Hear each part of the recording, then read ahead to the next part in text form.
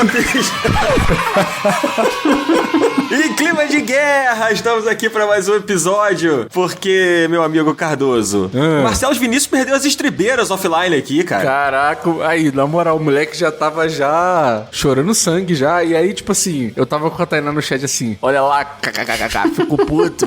Que isso, Tainá? Pô, tu instaurou a Terceira Guerra Mundial aqui, kkkk. Não, eu falei ainda, melhor ser antes do que no meio do programa e a gente durar 4 horas aqui de episódio. Pô, aí eu sou obrigado a discordar. Eu acho que é melhor no programa. É porque tu não paga os abusetos aí quando ele passa do tempo, né? Bom, estamos aqui hoje reunidos, né, os excelentíssimos integrantes desse podcast, para comentar o longínquo ano de 2005. Cardoso, o que você tava fazendo em 2005, cara? Você lembra? Cara, eu não faço a mínima ideia.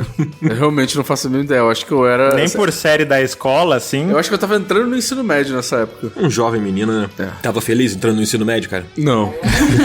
Cara, não existe experiência pior do que a escola, né, cara? A escola, ela é feita pra te transformar numa pessoa pior. Cara, mas no fundamental você não era mais, sei lá, primeira até a quarta série, você não achava uma coisa mais divertida, assim, brincar no recreio e tal? Não. Segue aí, Dan, acho que eu desenterrei algum fantasma. Você gostava da escola, Marcelo? Nos primeiros anos do fundamental, sim. Mas aí tem o meu próprio fantasma, que é a questão financeira, né? Quando eu fui obrigado, por questões financeiras, a ir pra escola da prefeitura, a minha vida virou o mais profundo inferno. Você quer falar sobre isso, cara? E se a gente falasse de videogame, eu acho que é melhor, mano.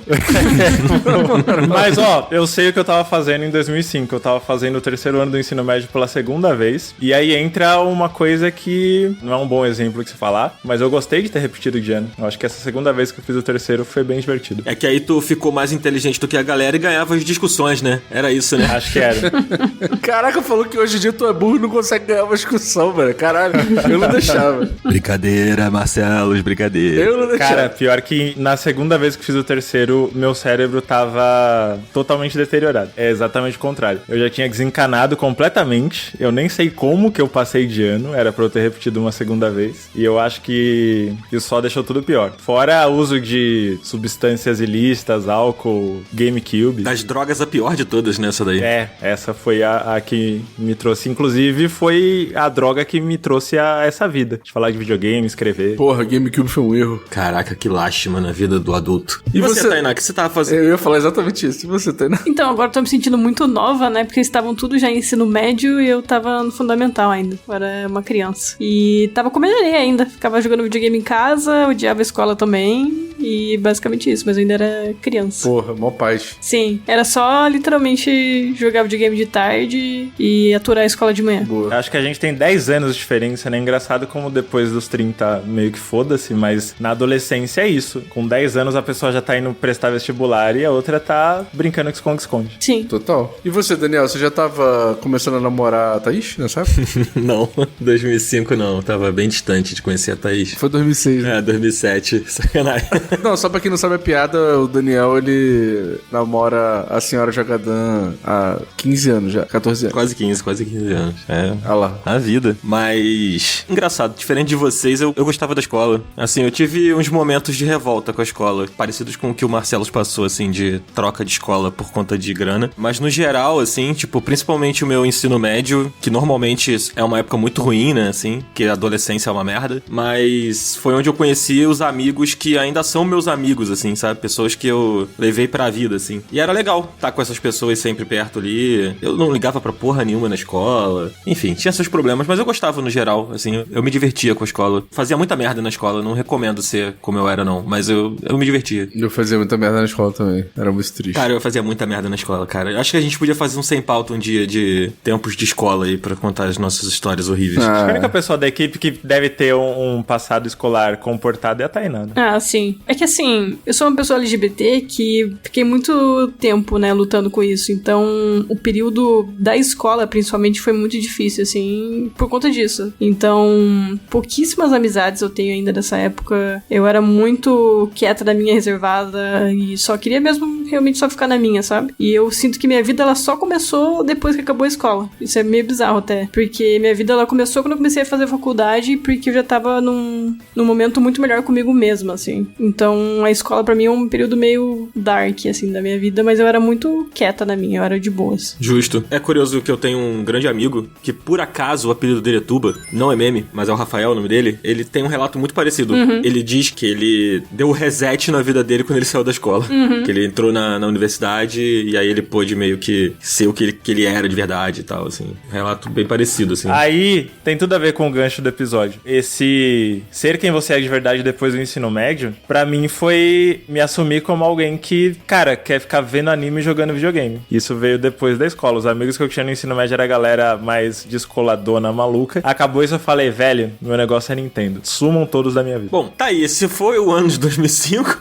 Só alegria. Um ano aí incrível nas nossas vidas, assim. Mas no mundo dos videogames tinham outras coisas acontecendo, né? Tinham vários jogos aí, consoles e tal. E a gente já transformou esse tipo de programa numa coisa meio tradicional, que a gente se reúne aqui, relembra algum ano. Normalmente a gente volta aí 10 ou 20 anos, né? Sempre voltando década, assim. E a gente tá em 2025, então a roleta parou em 2005. E a gente vai fazer o nosso tradicional top 10 aqui de jogos de 2005. Cada um montou a sua lista. Pra quem já escutou Up há algum tempo, sabe como que funciona, mas se você é um ouvinte novo, basicamente cada um monta o seu próprio top aqui de jogos prediletos. A gente aplica uma fórmula secreta infalível e chega num top 10 sem nenhuma briga, nenhuma discussão, porque a fórmula, ela é infalível, entendeu? Ela é. E ela tem regras, né, Dan? Ela tem regras. Às vezes, né, Cardoso, há uns negacionistas que querem ignorar essas regras, assim. Mas... A fórmula é infalível, mas o ser humano não. Exatamente. Mas acho que sem mais delongas a gente pode partir pro nosso momento. Mas vale o alerta aqui que os jogos que a gente vai comentar aqui, pode ser que a gente comente com algum spoiler. Então, sei lá, se você é uma pessoa que não quer saber sobre um jogo de mais de 20 anos aí, fica aí o alerta. Quando a gente falar o nome do jogo, você já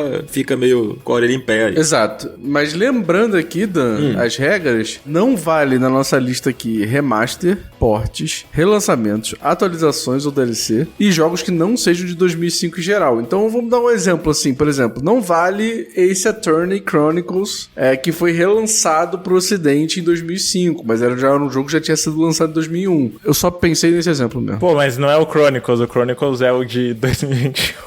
Foda-se, o Ace Attorney, como é que é o nome? Phoenix Wright, 2 pontos. Phoenix Wright. Ace Attorney. Esse aí mesmo. Obrigado, Marcelo, por elucidar pra gente o nome do jogo. Ele tá na minha cabeça esses dias, não sei porquê. O importante é dizer que foi o Marcelos que levantou, né, essa parada de que esse jogo não podia entrar nessa lista. Então, pois muito obrigado, verdade. Marcelos. Por favor, Zabuzeta, solte aí uma salva de palmas pro Marcelos, que é o homem que age sempre dentro da lei dos podcasts. Não, acho que não faz nenhum sentido um jogo de 2001 tá numa lista de 2005, né? Pelo amor de Deus. Pois é, até porque o Marcelos, né, como você sabe, Dan, ele é um pensador da 10ª arte, então ele jamais sugeriria colocar um jogo de 2001 numa lista de 2005.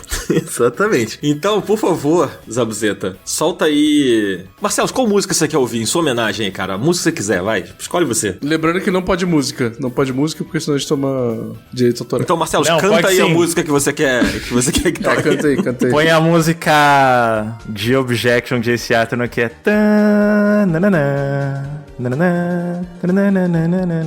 Pronto. Boa. Incrível. Tá feliz, Marcelos? Cara, tô radiante. Hoje é aniversário do Messi. Cara, que que vergonha alheia do Marcelos compartilhando o post do Barcelona do Messi, cara. Eu não vou nem falar nada porque senão depois eu sou preconceituoso com o europeu. Vamos respeitar os europeus aí. Vou respeitar o catalão aqui do episódio. Tainá, depois que você entrou na equipe, você tá proibida de compartilhar post do Marco Rossi, tá? Tá bom, pode deixar. Marco Rocha pode, só não pode do Barcelona. Vamos lá. Vai, gente, vambora, vai. Vamos começar então, vamos lá.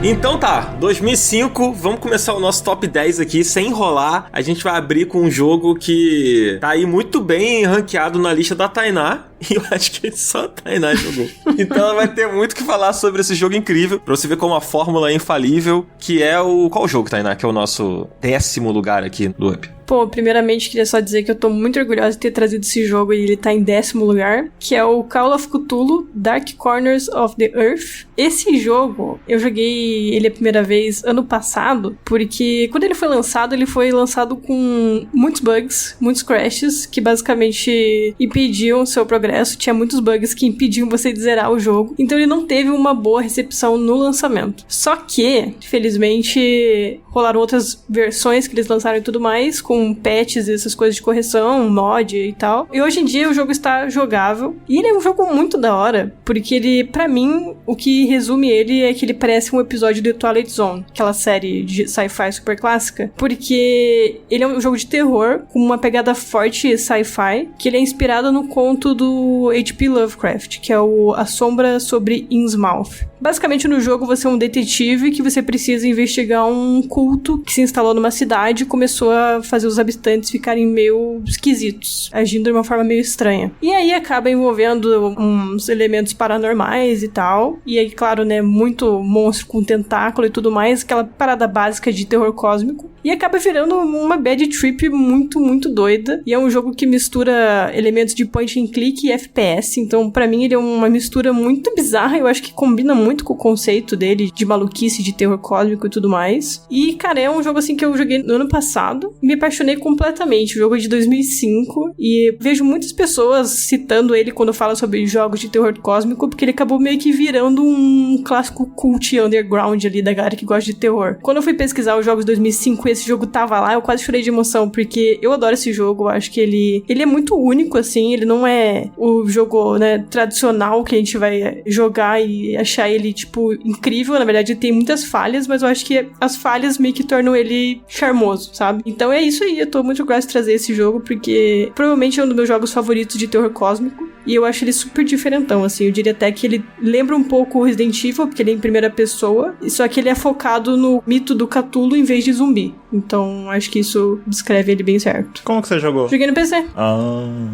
Eu tava vendo a página dele da Steam e tem outros jogos, né, de Call of Cthulhu. Ele não tem nenhuma relação, não é uma série contínua. Não. Não tem nenhuma relação, não. Tem um jogo chamado Call of Cthulhu que lançou recentemente, só que ele é outro jogo, outra desenvolvedora, outra história, não é uma adaptação do conto do Lovecraft, é só inspiração mesmo por cima. Esse aqui é meio que uma releitura do conto do Lovecraft, misturado ali com as loucuras ali envolvendo o detetive, porque ele não existe no conto. Mas, pô, eu acho um jogo muito, muito diferente, assim. Quem curte terror cósmico vai adorar. Pô, eu tava dando uma olhada aqui, ele foi publicado pela Bethesda, né? No Ocidente, né? Inclusive, a versão do GOG dele é a mais jogável, assim, é que melhor tá no melhor estado, assim, pra jogar. Eu vi que ele tem no Xbox, parece. Sim, mas no PC é o melhor lugar pra jogar.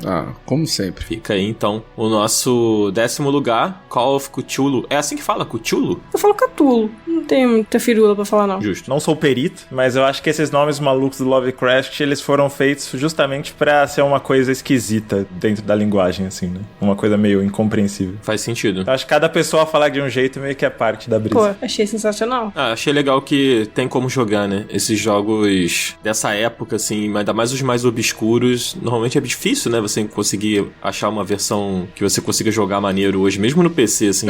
Às vezes é cheio de bug e tal, mas legal que fizeram um trabalho, né? Pro jogo tá legal hoje, assim. Então fica aí, nosso 10º lugar, pra galera que é fã de terror e gosta de sentir medo, coisa que eu não gosto, mas tá aí. Cardoso. Opa. Nosso 9º lugar é pra aquecer o seu coração, cara. Olha aí. Que é o Tony Hawk's American Wasteland. Que, inclusive, há uma discussão de que é um dos melhores jogos de Tony Hawk's, apesar de ser meio ignorado pela comunidade. Quando tava montando a lista aqui, eu me deparei com umas discussões sobre isso. Não sei se isso é verdade, mas... Cara, pois é, então. Esse jogo é um caso curioso, porque ele veio logo depois ali do Underground 1 e 2, né? Esses dois jogos que foram muito bem sucedidos, foram muito bem recebidos e tal. Foram os primeiros jogos de Tony Hawk ali, que era meio que um RPG, meio que um mundo meio aberto ali e tal. E o American Wasteland, ele foi pra mim o último Tony Hawk novo que foi bom. E por que eu digo novo? Porque pra mim, né, tipo assim, o 1 mais 2, o 3 mais 4 que vão lançar esse ano, são remasterizações ali dos jogos antigos antigos e tal, beleza, adicionam coisas novas, mas não são jogos novos. Porque depois disso aí, cara, depois do American Wasteland, foi só ladeira abaixo Tony Hawk, assim. Foi um jogo ruim atrás do outro, até que chegou um momento que eles não fizeram mais. E o American Wasteland, ele tinha uma coisa que era legal, assim, que ele tinha uma proposta visual muito interessante, assim, tipo, os menus e as cutscenes eram todas, tipo, de quadrinho, como se você estivesse vivendo uma história em quadrinho ali. E no começo você tá, tipo, dentro do ônibus, aí você chega em Los Angeles, e aí você é esse personagem que é um Zé Ninguém em Los Angeles, e aí vai começar a fazer umas amizades, começar a fazer uns desafios, uns torneios ali, e aí, tipo, é toda aquela Los Angeles ali do começo dos anos 2000, que tem um monte de protesto, e aí tem toda uma discussão sobre cuidado do meio ambiente, e não sei o que, é uma loucura, assim. E o jogo tem várias coisas interessantes que foram implementadas, assim, tipo, ele tinha o Free Manual, que eu acho que é o nome, que é você fazer várias manobras enquanto você tá no manual, coisa que não tinha nos outros jogos. Ele foi o primeiro jogo de Tony Hawk a ter um mundo aberto sem loading. Você tinha ali um mapa aberto pra poder explorar, pra poder fazer o que você queria fazer. Ele tinha uma história muito legal, tinha uma história muito interessante. Ele marca pra mim esse momento de tipo assim, cara, esse aqui foi o último bom. Daí foi só pra pior. Acho que ele é um jogo muito interessante pra quem é fã da série e ele empresta muitos elementos que vão ser vistos nesses remasters e nesses portes atuais, assim, tipo, a coisa do revert, desse manual mais livre, a coisa de você poder trocar manobra no grind, sem ter que pular, enfim, e fazer outra manobra e tal. Então, acho que ele tinha uma proposta muito ousada pra época, assim, e ele é muito estiloso, tipo, todos os menus são muito estilosos, as roupas são muito legais, aí tem todas as marcas, né, tipo assim, porque skate tem muita essa coisa das marcas, de skate e tal, e aí você meio que vai vivendo ali esse mundinho, você vai, entra na loja, e aí você compra a roupa que você quer botar no seu personagem, aí você vai trocando, vai ficando mais estiloso, mais bonitinho e tal. Então eu achei um jogo, um Tony Hawk muito massa. Eu tenho uma relação de afeto muito grande com esse jogo. Você sabe reconhecer manobra por nome? Eu ouvi você falando alguns nomes assim. E cara, jogando Tony Hawk eu sou meio, sei lá, não diria burro, mas eu não presto atenção. Eu fico apertando os botões tentando fazer combo como quem tá jogando jogo de luta com a manga da camiseta no dedão, sabe? Uhum. Mas eu acho muito da hora quem manja. Eu aprendi muito dos nomes por causa de Tony Hawk e por causa do skate, né? A franquia skate da EA, né? Porque eu acho que eles têm esse papel muito de ensinar muito sobre esse esporte, né? Então, acho que eu aprendi muita coisa assim. E você sabe por que o nome do jogo é esse? Porque eu tava pensando, essa época em específico, 2005, foi uma época muito de autocrítica do povo nos Estados Unidos. Por causa do Bush, um ano antes teve o American Idiot do Green Day, que acho que participou muito disso, assim. Você acha que tem alguma coisa a ver? Eu acho que é muito por aí. Tanto que, tipo assim, pô, você tem um protesto sobre crise ambiental no meio de um jogo de skate de muito sucesso, já é um pouco, tipo, passar um pouco dessa ebulição da sociedade americana, né? Foda. Fora que o skate sempre foi meio contra cultura e tal, né? Então... Sim. Acho que faz parte, sim. Interessante. Quer falar mais alguma coisa, Cardoso, do Tony Hawk? Não, acho que é isso. Eu só espero que esse jogo volte de alguma maneira, ou que eles voltem... Tipo, já que eles estão nessa onda de fazer remaster, faz um remaster desse jogo também, que eu acho que vai ser legal. Eu acho que algumas das ideias desse jogo poderiam ser aproveitadas caso eles decidissem fazer um novo Tony Hawk, né? Não sei se existe essa ideia de fazer um novo Tony Hawk, mas talvez o ponto de partida poderia vir daí, né? Acho que seria maneiro. Cara, ele tem umas coisas muito interessantes, tipo assim, aquela coisa do manual que eu falei, você tem uma parte do jogo que, tipo, você entra numa garagem e aí você fica fazendo, tipo, uma rinha de luta em que o soco ou qualquer coisa que você dê, assim, nesse sentido, é você fazer as manobras de manual dentro dessa garagem, tá ligado? Aí tem um monte de maluco sem camisa dentro da garagem fazendo manual, sabe? É muito doido, assim. Esse jogo é muito maneiro. E, tipo, eu acho que o que é mais legal dele é que ele é um Tony Hawk com muita personalidade, assim. Eu acho isso muito foda. Maneiro. Então tá aí o nosso 9º lugar, Tony Hawk's American Wasteland. É isso, né? Isso. Vamos pro nosso 8º lugar, então. Marcelos Vinícius, qual é o jogo que está em 8º lugar, Marcelos? Cara, o 8º lugar é ninguém menos que ele, Pokémon XD, né? Gale of Darkness, a Galada das Trevas, é isso? Eu não sei se a tradução é essa, não. Eu acho que eu sou a culpada, né, por esse jogo tá na lista. Eu ia falar, esse é um jogo que eu sei que ele é meio que um clássico cult, mas eu não joguei porque eu não gosto do antecessor. E eu não sei se tem alguma coisa a ver, eu sei que a Tainá gosta bastante. Sim, eu na verdade, curiosamente, não joguei o antecessor, né, que é o Pokémon Coliseum, se não me engano. Mas o Pokémon XD é um Pokémon que me pegou muito quando eu joguei. E eu joguei, acho que pouco depois que ele lançou, assim, eu ainda era criança e tal, e ele me marcou bastante. Porque eu sempre gosto de spin-off que tem meio que um toque meio dark em cima de uma franquia que ela normalmente não é dark, sabe? E eu sinto que o Pokémon XD é meio que isso pra Pokémon, pra mim. Todo aquele sistema dos pokémons estarem meio, né, envenenados e tal, você tem que purificar eles, e a história também, ela é envolvendo muitos grupos de gente, tipo, maligna mesmo e tal, então ele tem essa pegada mais dark do Pokémon que na época me pegou muito, assim. Eu, na verdade, naquela época eu já amava Majora's Mask, então coisa dark era, tipo, o que aquecia meu coração, eu era uma criança meio esquisita. Mas o jogo em si me pegou muito no sentido de mais emoção mesmo, porque olhando ele friamente, a história dele é ok, não é nada assim muito incrível, acho que a do Colosseum dizem que é muito melhor, né? Inclusive o XD, ele pega muitos elementos do Colosseum no sentido de assets, ele recicla muita coisa, então já vi muita gente reclamando que ele pega muito emprestado e tem pouca coisa nova, mas eu acho que a roupagem dele Dark é literalmente o que me pegou, assim. E Pokémon 3D é uma parada também que eu curto bastante, então meio que juntou dois elementos ali que eu sou muito fã em um só, e aí a Tainá criança simplesmente explodiu a mente dela. Eu acho que é mais no sentido emocional da coisa, mas eu tenho um carinho imenso por esse jogo. Inclusive, eu tinha ele, né, em edição física e tudo mais, só que eu acabei vendendo ele na época, pouco depois, assim, que eu tinha zerado, porque eu queria comprar outro jogo. Só que eu vendi ele por, sei lá, uns R$100, acho que é muito. E hoje em dia, se você vai pesquisar o preço desse jogo, é tipo R$1.000 pra cima. É uma coisa, assim, bizarra. Dói meu coração. R$1.000 quando você acha barato, né? Sim, exato. R$1.000 se você achar incompleto, sem os panfletos. Sim. Não, o meu era completinho. Sim. Lá no Japão eu comprei esse jogo por $200. Caralho. Não foi pra mim, né? Lógico, porque eu nunca pagaria $200 em qualquer jogo, mas... E era japonês ou era inglês? Versão japonesa. Que sabe que vale menos, né? Ah, sei lá.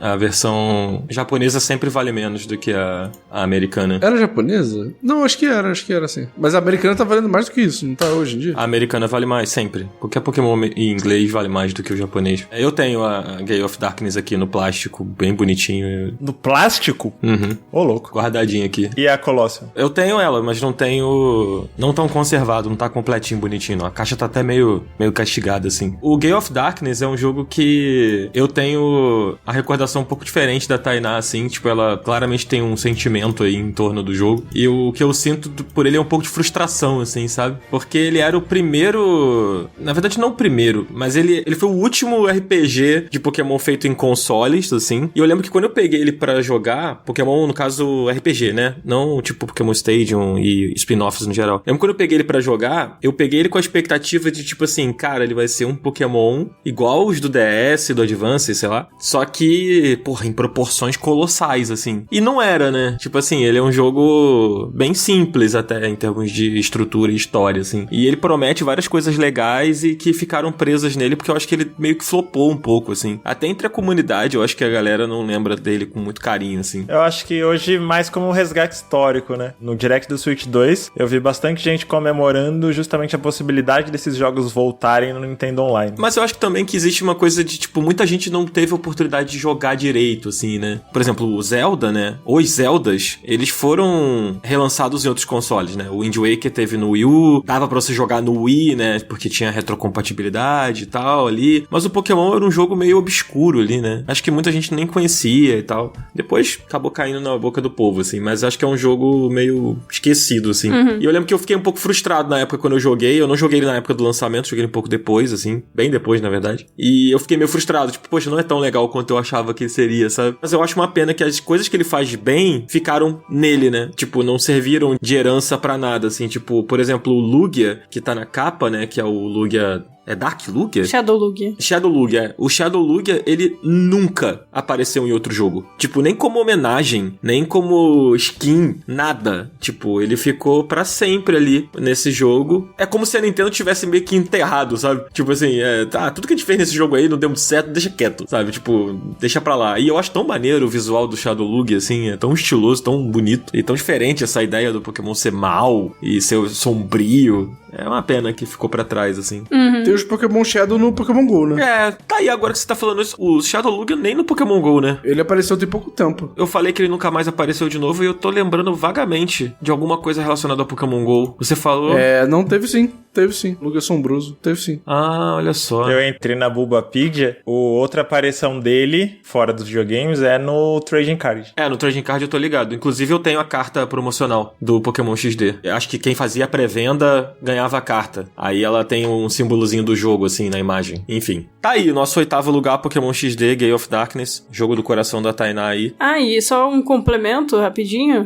Uma coisa que eu curtia muito também é que dava pra você trocar os Pokémons do jogo com os Pokémons do GBA. Você podia purificar, né, os Pokémons e tudo mais e trocar ele pro Ruby, pro Safira, pro Emerald. E você podia fazer o contrário também, pegar os do portátil e usar no jogo. Eu lembro que eu usava bastante isso. Se eu não me engano, o Pokémon, quando você passava assim, ele vinha com um negocinho escrito nele. Nos status ali, ficava um símbolozinho.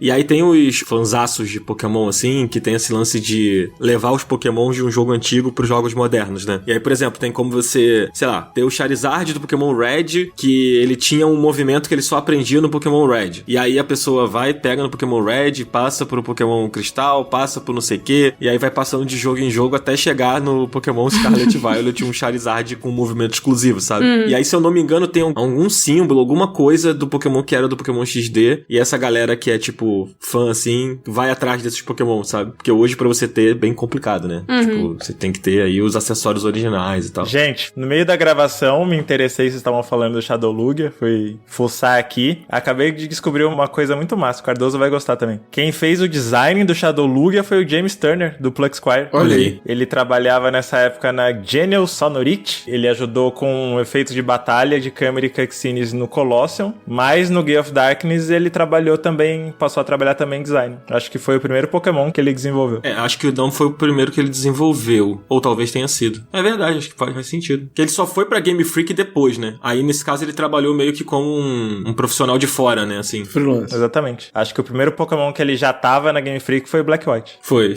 Mas ali ele era diretor de arte já. Ele cuidou do design de vários Pokémons, né? É bem interessante. Um cara que não é japonês e tal. Vamos pro próximo? Vamos seguir. Tá aí o nosso 8º lugar, Pokémon XD, Gale of Darkness. Tomara que ele entre aí no Switch Online do Switch 2 aí pra galera poder experimentar. Em 7º lugar, a gente tem um jogo que apareceu aí na lista do Cardoso e da Tainá, se eu não me engano. É da Tainá? Ou é do Marcelo? Ou é dos três? Da Tai, mas eu gosto. Que é o Need for Speed Most Wanted. Tu gosta, mas tu se recusou em colocar em 10º lá porque tu ficou chateado, né? Eu tava com preguiça, na verdade. Mas vamos lá. Need for Speed Most Wanted, pra mim, o melhor jogo da franquia Need for Speed. Tudo bem que o Underground, ele puxa, assim, um pouco pelo sentimento? Puxa. Mas eu acho que o Most Wanted, em termos de jogabilidade, toda a parada com a polícia, da polícia te perseguir, de ter vários níveis que você pode ser procurado, bem que nem o GTA, só que, né, pra um jogo de corrida. Acho as personalizações ok. Não gosto do fato dele ser só de dia. Acho isso meio chato, porque não tem nada a ver com corrida de rua. Mas acho que é um jogo que tinha uma história interessante. Ele tinha, tipo, uns personagens meio reais, assim. Tipo assim, eles botaram um efeito como se ele parecesse um jogo, mas era uma filmagem com pessoas reais. Ok, achava isso interessante. Mas principalmente eu achava a parada da história muito maneira, assim, de você entrar pra uma lista dos caras mais procurados, e aí você tem que ir derrotando os caras que estão nessa lista, pra você ir subindo nessa lista e virar o corredor de rua mais procurado dos Estados Unidos ali. Então,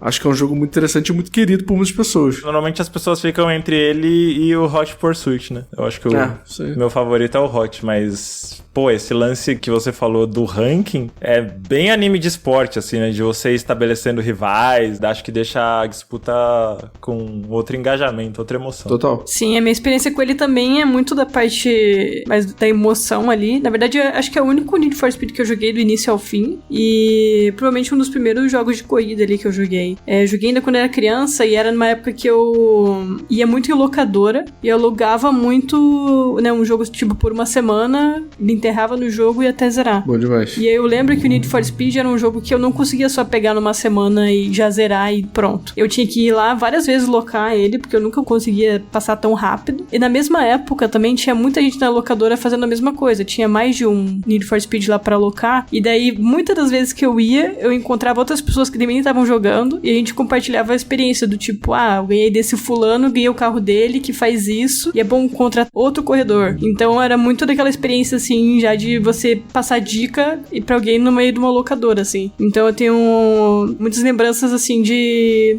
carinho mesmo que eu guardo por essa época de locadora que, pô, é uma coisa, assim, que eu fico muito triste que morreu, né, hoje em dia. Hoje em dia tudo é digital, então locadora já não vinga, Sim. né? Pô, esse tipo de experiência de ir lá lá pegar o jogo e conhecer, tipo, pessoalmente outra pessoa que tá jogando e trocar uma ideia ali é uma parada que eu sinto muita falta, assim. E marcou muito essa experiência minha com o Most Wanted, que eu acho que é um jogo excelente, mas ele entrou na minha lista mais pelas memórias do que o jogo em si, assim. Eu tenho um apego em relação à experiência que eu tive com ele. Muito bom. Eu fico triste que esses jogos dessa época ficaram meio sem contraponto, né? Eu não gosto tanto da ideia de transformar tudo em mundo aberto. Eu acho que essas experiências mais diretas, mas com uma história bem elaborada, foram ficando pelo caminho. Sim. Saudades. Saudades Burnout 3. Nossa. Burnout era muito foda. Burnout Paradise, então, maravilha. Mas, não vamos falar de Burnout aqui, porque o Burnout não lançou em 2005. Dan, qual que é o próximo jogo aí da lista? O próximo jogo da lista é mais um Pokémon, olha só, Cardoso. Pra sua alegria. Caraca, inacreditável. 2 Pokémons em uma lista. Eu confesso que não esperava por isso, fiquei surpreso. Mas meu coração se enche de alegria, porque em 6º lugar está o Pokémon Emerald. Jogo que tá bem posicionado aí na minha lista e na lista do Marcelos também. Que, pra muita gente, é a melhor geração de Pokémon, né? Esse é do Rayquaza? É. O Rayquaza é muito pica, né? Ele é muito legal. Quais suas memórias com o Pokémon Emerald, Marcelos? Cara, coincidentemente, antes até da gente ter estabelecido essa pauta, né, e resgatado 2005, eu andei meio nostálgico com Pokémon dos anos 2000. Eu vi muita gente comentando sobre o desempenho do Scarlet Violet, revisitando o jogo no Switch 2, e começaram a pipocar umas análises comparando, né? A comparação é meio injusta, mas o que a gente tinha de conteúdo nos jogos de Pokémon nessa época em relação ao que a gente tem hoje. E eu acho que a gente nunca teve tanto conteúdo em um único jogo, em um único continente, quanto a gente teve em Pokémon Emerald. Todo mundo fala do conteúdo pós-jogo, né? Mas pra mim o que fica muito é a... Hoenn, no geral, é um continente muito vivo, né? Você vai desde praia, floresta, cinza de vulcão, fundo do mar, e parecia tão gigante, acho que pra minha imaginação na época, que virou uma experiência com uma memória afetiva muito forte. E era uma época também, acho que eu já comentei isso em episódios anteriores, que eu gostava muito de jogar competindo, né? A 3ª geração foi a última em que eu ainda engajava em fazer time pra campeonato, etc.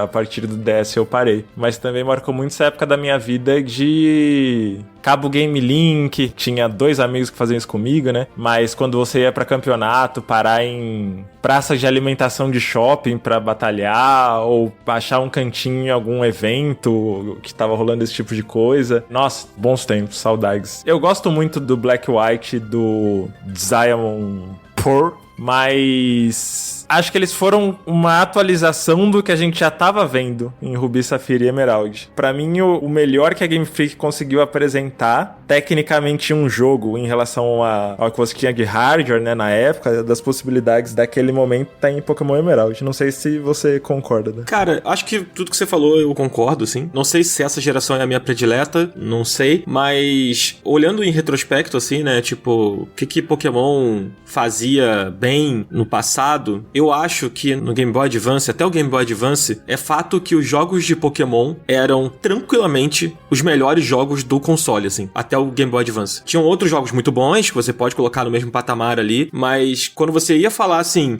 o que há de melhor para você jogar no Game Boy Advance? Mano, era Pokémon Emerald ali, fácil na lista, sabe? E a mesma coisa valia pro Game Boy Color, né? Tipo, os jogos de Pokémon eram alguns dos melhores jogos, se não os melhores jogos presentes no console. E essa era uma época que a Game Freak, ela sabia muito bem trabalhar com a plataforma que eles tinham na mão e tal. No DS eles também fizeram tudo muito bem, mas eu acho que no Game Boy Advance é o auge, assim, sabe? De, tipo, tirar o máximo possível do que aquele console podia oferecer. E uma coisa que eu acho legal é que o Emerald, ele... Sempre houve essa discussão de, tipo, até onde era necessário ter o terceiro jogo, né? Daquela geração. Como tinha o Crystal, como teve o Platinum, como teve... Mais algum que teve terceiro? É que depois virou 2 jogos, né? No Black White foram 2, no Sun Moon também foram 2, né? Teve Yellow, Crystal, Emerald. Yellow, Crystal. É verdade, pulei o Yellow. E o Platinum, né? Isso.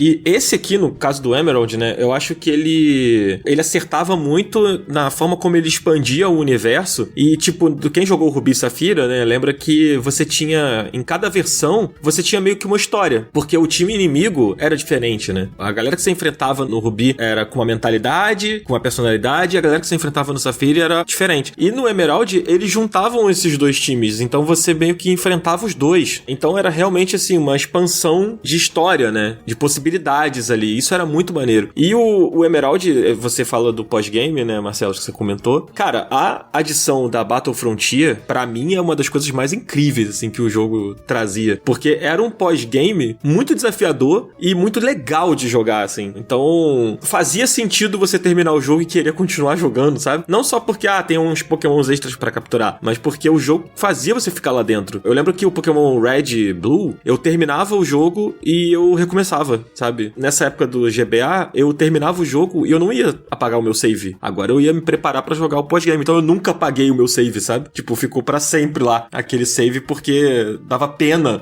sabe? Eu apagar o time que eu montei pro final. Fora que você podia capturar todos os lendários, tinha várias coisas de adições interessantes, assim. E os remakes são muito bons também, né? Os remakes que depois do Rubi e Safira que meio que miram no Emerald, né? Trazem um conteúdo do Emerald. Eles miram, mas não tem o Battle Frontier, né? Não tem, é verdade. Não, mas tem uma Battle Mason, não tem? Acho que é Battle Resort, se não me engano.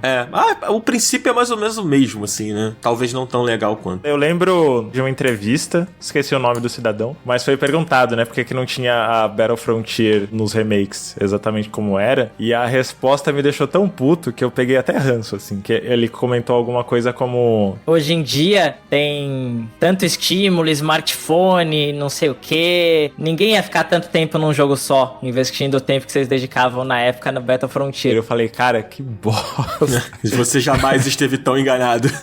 Mas eu acho que, sim, pra mim, o motivo dele tá na minha lista, tá bem colocado ali e tal, tipo, é porque eu acho que ele representa o auge de um videogame, sabe? Pra mim, ele é, tipo, topo do Game Boy Advance ali. Isso é muita coisa, eu acho, né? Quando você olha num todo. E é isso. Vai pro próximo que daqui em diante vai ser só a gente lamentando o que perdeu de lá pra cá com Pokémon. Show. Tá aí, então. Em quinto lugar, a gente tem o quê, Tainá? Temos God of War, o primeiro aí, jogo do Clayton Ball de guerra. E eu não coloquei esse na minha lista, quem colocou? Eu coloquei, acho que todo mundo colocou. Menos eu. Só a Tainá não colocou. A Tainá, acho que...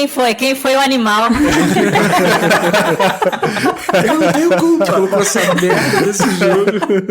Logo a Tainá, a maior sonista de todas, não colocou God of War. Tô decepcionado, Tainá. Pô, aqui a gente teve um episódio de God of War aqui, eu falei demais já sobre esse jogo. Mas, bem, eu joguei, tipo, acho legal, entendo a importância, só que eu não gosto da trilogia original do God of War, é por isso que eu não botei na minha. Bem, vou dar a palavra pra vocês, então. Fala aí, Cardoso, você... Pô, cara, eu acho que ele é... Assim, apesar de olhando pra trás e vendo um monte de coisa que hoje já não faz mais sentido nesse jogo, querendo ou não, eu acho que ele é um marco de uma época, é um marco de um videogame. Pra mim, ele é a cara do PlayStation 2, assim. É a cara do que viria a ser a Sony dali pra frente. Eu acho que ele é um jogo que marca um checkpoint ali do que ia ser a Sony dali pra frente, sabe? Eu acho que ele tem a importância histórica dele por causa disso, e não à toa, até hoje ele é um dos personagens mais queridos aí dos fãs de PlayStation, né? Então acho que é justo. Ele tá aí. Ele não é o melhor God of War, mas ele é o God of War. Se não fosse ele, não teria os outros. Eu acho que ele não é o melhor God of War, ele não é o melhor hack and slash, mas eu acho que ele talvez seja o mais querido dos hack and slashes dessa época, sabe? Tipo, as pessoas quando vão citar esses tipo de jogo, vão sempre citar o God of War, sabe? Sim. Muito pelo início da franquia e muito pela memória afetiva mesmo, assim. Devil May Cry 3 era muito bom, Bayonetta era foda, mas porra, o God of War sempre vai ter esse papo, assim, sabe? Não necessariamente porque ele é melhor, mas acho que pela memória mesmo da galera, assim, em relação ao que era o personagem, ao que era o videogame, meio que isso que o Cardoso já falou também, sabe? E de todos eu acho que ele é hoje foi o único que conseguiu se reinventar e se tornou outra coisa, tá ligado? No Brasil, principalmente, a memória afetiva com God of War é muito grande, né? Eu acho que seria mais justo citar no gênero Devil May Cry, mas justamente, se você vai na rua, se você vai no bar da esquina e pergunta se alguém conhece Devil May Cry, muito improvável, God of War todo mundo conhece. Tem isso. Eu acho que ele ganhou muito nessa memória afetiva por ter sido a primeira experiência de muita gente com hack and slash nessa pegada. E ele tem vários méritos. É claro que tem muita coisa problemática, mas ele tem muitos méritos. Eu recomendo, pra quem quiser aprofundar nessa conversa, o episódio que a gente fez sobre o aniversário da série, que a gente fala muito, tanto sobre os méritos, quanto sobre essas partes que não envelheceram nada bem. Saiu recentemente esse programa. Se você que tá ouvindo aí tiver curioso pra ouvir mais opiniões sobre o God of War, recomendo você rolar só um pouquinho aí seu feed, Netflix, logo você vai achar, e ficou um episódio bem legal. Então acho que a gente não precisa se aprofundar tanto aqui no God of War por causa disso, né, por causa de já ter esse programa, mas é isso, acho que é um jogo que representa muito pro gênero, que ele tava enquadrado, e para a marca PlayStation de forma geral aí. Vamos seguir pro quarto lugar, então? Vamos! O quarto lugar, que é um jogo também muito importante, né? Um jogo que marcou época, que, nossa, rendeu muitas continuações, muitas versões, muitos jogos inspirados, que é o Guitar Hero, né, cara? O primeiro Guitar Hero. E tá aí na lista do Cardoso, se não me engano, muito bem posicionado. Não lembro qual é a posição exatamente. Tá em segundo lugar na minha lista. E tá na lista do Marcelos também. Então falem aí, gente. Abram o coração. Quer falar, começar, Marcelo? Carlos? Fala aí. Cara, não sei quando que eu comecei a gostar de jogos de ritmo. Eu sempre quis ter um tapete daqueles do Play 1. E eu adorava aquelas máquinas de pump. Mas era uma coisa muito de você ir num Playland, num shopping, num fliperama que seja, num espaço onde tem essas máquinas caras e grandes, pra você ter uma experiência legal com um jogo desse tipo. E o God of War democratizou, popularizou, levou pra outro nível mesmo esse lance de você ter essa experiência de jogos de ritmo de fliperama em casa. O God of War não, cara. Não, Guitar Hero. Nossa, tô maluco. Porra. O Kratos com a guitarra de plástico. Exatamente. Não sei quem teve essa mesma experiência, mas quando ele chegou, muitas das locadoras de bairro começaram a alugar ele com a guitarrinha. E eu sei que tem muita gente que no Play 2, por conta do jogo pirata, jogava no controle, você usava os botões LR pra fazer os combos junto com o X, mas a experiência de jogar com a guitarra, de você tá com uma guitarrinha dessa na sua casa e você jogar as músicas e se aprimorar nelas e ir avançando e subindo dificuldade sem ter que ficar pagando ficha, como era na minha infância quando eu queria jogar jogo de ritmo, é indescritível. Ele chamava atenção, ele tinha essa coisa que depois evoluiu muito no Rock Band, de trazer um clima de festa, de você jogar uma música, passar pra outra pessoa, e a galera que tá de canto canta junto, se conhecer a música, ficar uma vibe meio barzinho na sala da sua casa, assim, que não tem como, só me traz boas memórias e, véi, muito foda. Volta a Guitar Hero, pelo amor de Deus. Como foi pra você, Cardoso? Cara, eu vou contar uma história e depois eu vou falar de por que Guitar Hero era foda pro mundo. Mas eu não tive o PlayStation 2, né? Aí eu lembro de, tipo assim, meus primos, que tinham uma condição financeira melhor, eles tinham o PlayStation 2, tinham as guitarras, tinham tudo, assim. E aí eu lembro de, tipo assim, sentar perto deles e eles não conseguirem jogar de jeito nenhum, achar uma merda o jogo e não sei o que. E eu ficar maravilhado com aquilo, tá ligado? Eu achar muito foda e tentar e conseguir e gostar muito e tal. E aí eu lembro, mano, que um belo dia eles foram pra Disney, tá ligado? E aí eu cheguei pra minha madrinha e falei, pô, madrinha, tem como você pedir pros meninos deixarem o PlayStation 2 comigo? Ela falou, não, tem sim, eu vou falar com eles. Porque, né, eu não queria falar com eles porque, né, eles não iam me emprestar. Mas se eu falasse com a minha madrinha, ela ia, né?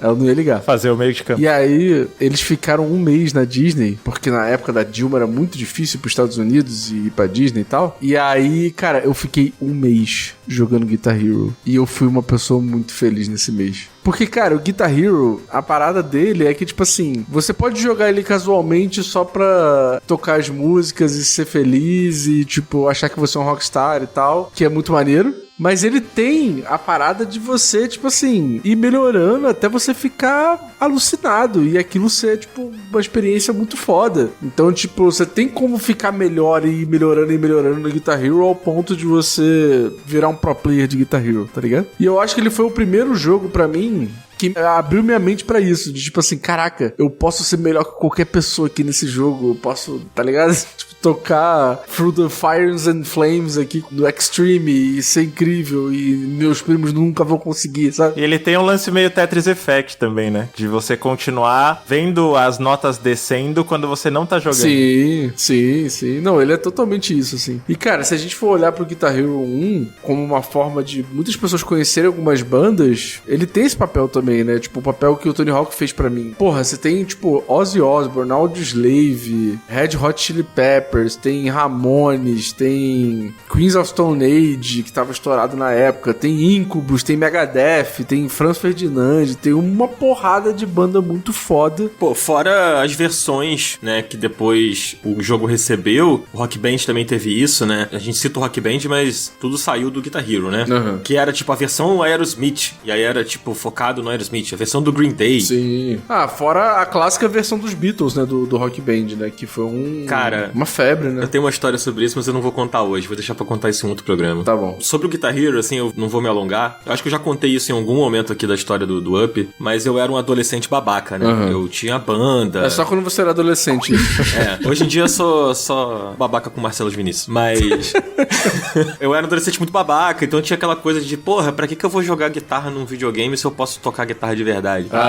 Era a mentalidade assim. E aí, isso foi a pior coisa que aconteceu comigo, porque eu subestimei o jogo durante muito tempo, né? Quando eu pude finalmente pegar e jogar, assim, tipo, e ver qual é, meio que já tinha passado a onda, sabe? Uhum. E já não tava mais saindo o Guitar Hero, então, tipo, era aquela parada meio assim, pô, se eu quiser jogar esse jogo, eu vou ter que arrumar um videogame antigo, o jogo antigo, aí arrumar uma guitarra usada que funcione, e não sei o quê. Então, meio que, tipo, passou a vibe, sabe? E a única vez que eu, tipo, engolia o meu orgulho patético de adolescente foi quando eu tive contato com o dos Beatles, porque eu sou muito apaixonado por Beatles, é uma das minhas bandas prediletas, assim, tem uma questão muito sentimental em torno dos Beatles, assim, também é história para outros podcasts, mas eu lembro que quando eu vi, tinha um baixo, né, que é igual o baixo do Paul McCartney, que é o Viola Bass lá da Hofner, e é igualzinho, assim. Aí eu fui na casa de uma pessoa que tinha, aí eu peguei, o caralho, é igualzinho. E tipo, ele é um jogo com as animações e não sei o que, aí eu me senti mais merda ainda, sabe? Tipo assim, o caralho, por que eu não aproveitei isso quando eu podia, sabe? Pô, eu tenho o baixo e o jogo aqui. Meu Deus!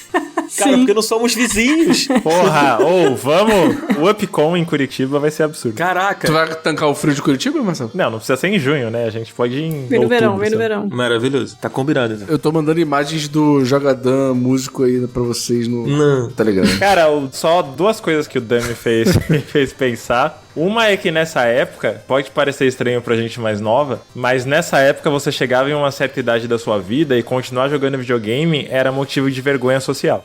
O nerdão, o virgão, não vai crescer, não sei o quê. E o Guitar Hero foi um dos jogos que mais ajudou a quebrar esse estigma, principalmente quem era desse rolê rock and roll, porque você parava na casa de alguém, vai jogar videogame, que porra é videogame? Aí os caras viam as bandas, viam a estética do bagulho e falavam, que é isso aí? E de repente era radical entre a galera do rock and roll, assim. Uma grande ironia do que o Dan falou em relação à guitarra de verdade é que também foi um jogo que serviu de ponte para muita gente tocar guitarra depois. Por mais que não seja nem de perto a mesma coisa, você consegue pegar, no mínimo, coordenação de escala pentatônica pela guitarrinha do Guitar Hero para dar continuidade nisso no instrumento de fato. Caralho. Dependendo da música que você toca no Guitar Hero, é mais difícil do que tocar a guitarra de verdade. Claro que é. Não, com certeza Through the Fires and Flames é mais difícil no Guitar Hero do que na vida real. Não é possível. Talvez não seja mais difícil do que na vida real, mas é mais difícil do que tocar uma outra música mais simples na guitarra, com certeza, sabe? Exato. Agora vamos pro top 3, pelo amor de Deus. Vamos pro nosso top 3, mas antes, uma palavrinha dos nossos patrocinadores. Que, no caso... Porra, quem dera. Não é nenhum. No caso é você que está ouvindo. Quem dera, jogador. Não temos um patrocinador além do coração dos nossos ouvintes que fazem com que esse programa aconteça, com que esse podcast continue existindo através do nosso financiamento coletivo da Orelo. Então, fica aí, antes do nosso top 3, o nosso pedido, o nosso clamor, para que você clique no link na descrição e apoie o Up, né, Cardoso? Exatamente. E não só isso, tipo assim, eu não vou apoiar porque eu só ouço no Spotify, porque eu mamo empresas multibilionárias gringas.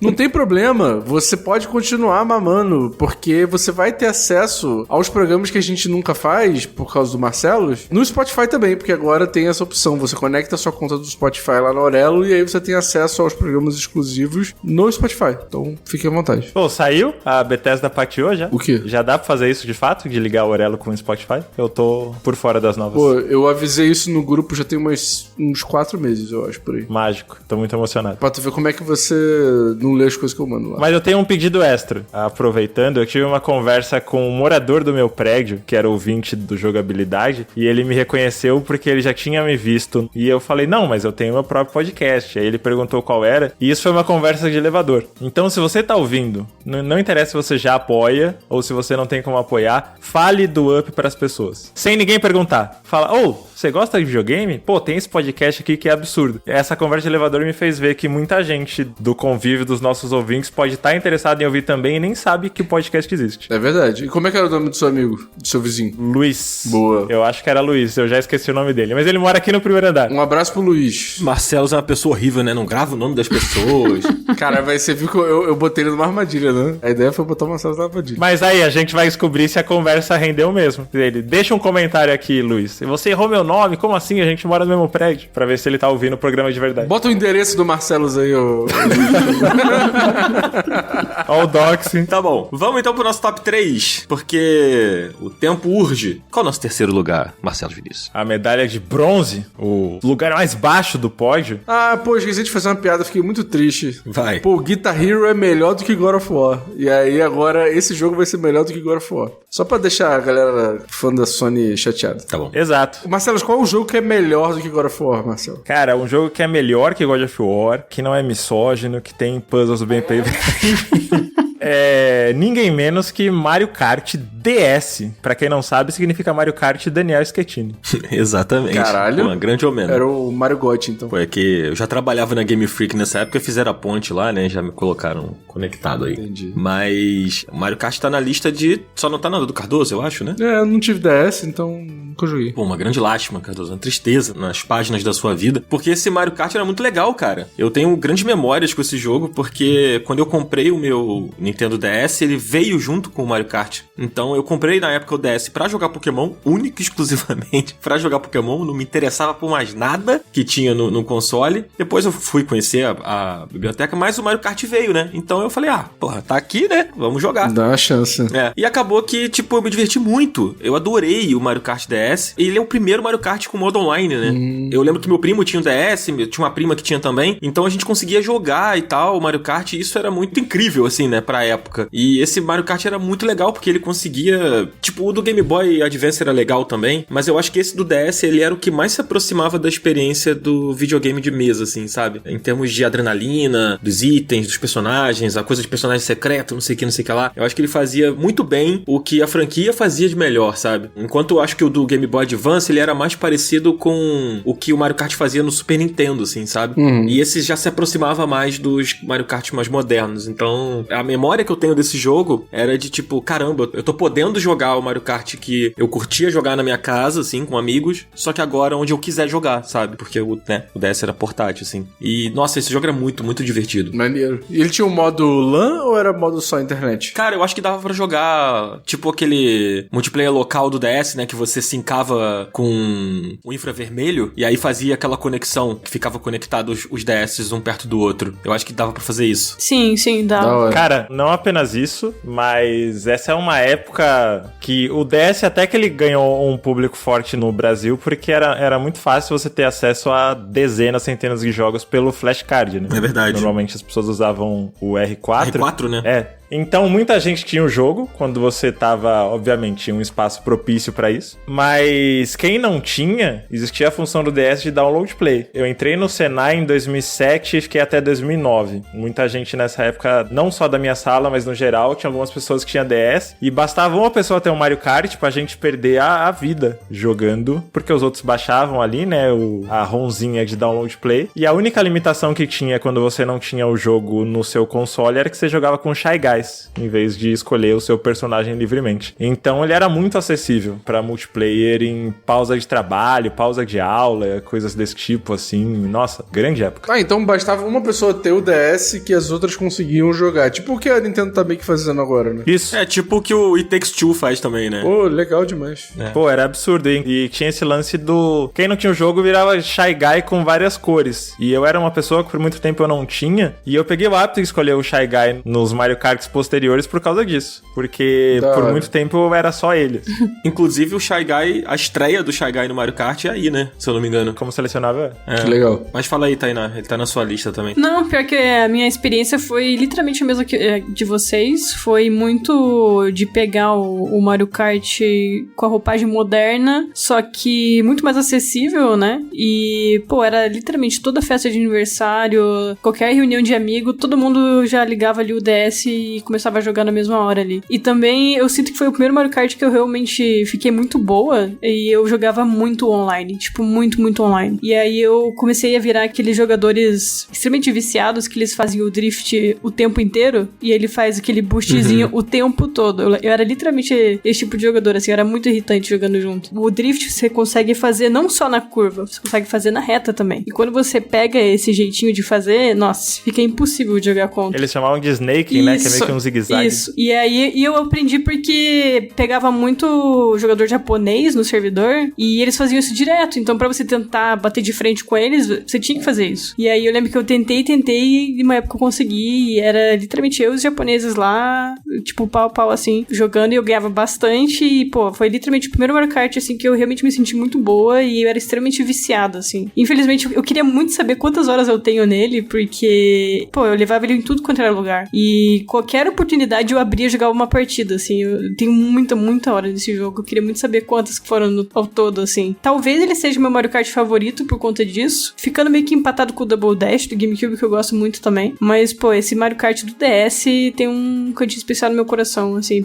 Não só pelo jogo em si, mas toda a experiência que ele proporcionou também. Visivelmente esse Snake não foi um bagulho previsto, porque ele não tá nas versões seguintes de Mario Kart. E assim como aconteceu com o Wave Dash em Smash Bros, quando eu peguei o Mario Kart Wii, fui tentar fazer Snake e não existia, eu fiquei tão frustrado, cara. Mas aí entra um pouco aquela coisa do o Mario Kart que te proporcionava você jogar de forma bem casual, mas ele também tinha uma brecha pra quem queria, tipo, jogar muito tryhard e ficar muito pro no jogo. Acho que o DS fazia isso. Tipo assim, eu lembro que eu tive o DS, aí depois eu peguei o Mario Kart do 3DS, né, que é o Mario Kart 7. Eu fui ter o Wii depois do DS, então eu só joguei o do Wii um pouco depois. Assim, em casa. Já tinha jogado a casa de amigo, mas assim, ter o mesmo eu só fui ter depois. E eu me lembro que eu só fui, tipo, pegar o Mario Kart e ter a mesma sensação que eu tinha com o DS, que era essa sensação de, cara, jogaço isso aqui, quando eu peguei o do Wii U, que é realmente muito bom. Que é basicamente o mesmo jogo do Switch, né, ali, com algumas mudanças, mas que eu acho excelente o Mario Kart 8. Mas até o Mario Kart 8, o Mario Kart do DS era o meu predileto, assim. Era o que eu achava mais divertido, mais competitivo e tudo mais, assim. É um jogo realmente muito, muito, muito bom. E que é bom até hoje. Durante a pandemia, eu peguei um DS Lite, que eu comprei num leilão aleatório, e eu paguei, tipo, R$90 nele. Eu peguei pra testar, ele veio junto com um cartucho, só o cartucho do Mario Kart DS, assim. Apesar de eu ter ele aqui na caixinha, bonitinho, ele veio, então eu fiquei com 2. E aí, como ele já veio com um cartucho dentro, eu falei, vou jogar aqui, né? Pra ver se tá funcionando o DS. E aí, sei lá, tipo, sem eu perceber, eu fiquei, sei lá, 1 hora e pouca jogando o jogo, assim, direto, sabe? É meio isso, assim. Fora que, cara, ele tem uma das pistas mais legais do Mario Kart aqui, e que voltou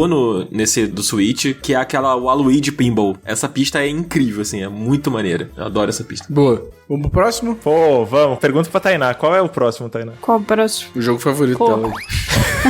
De novo, não tá na minha lista. Quem que botou essa merda aqui? Brincadeira. O jogo, em segundo lugar, é o Shadow of the Colossus. Vocês 3 colocaram. E em lugares bem altos, né, na lista de vocês. Então, novamente, passando a palavra aí pra quem gosta de jogo. Passando a palavra pra desgraça de seres humanos que são vocês. Passando a palavra pra esses animais.